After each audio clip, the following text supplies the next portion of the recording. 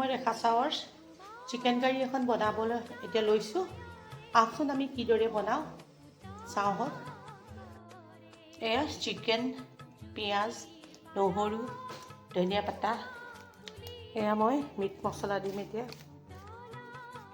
বেছি মছলা নিদিওঁ, বেছি মছলা হ'লে খাই ভাল নালাগে। অকণমান কালাৰ গুড়ি দিম, অলপ হালধি দিম,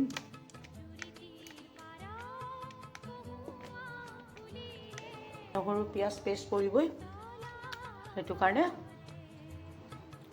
এতিয়া কিদৰে বনাম আপোনালোকক মই দেখাই আছোঁ।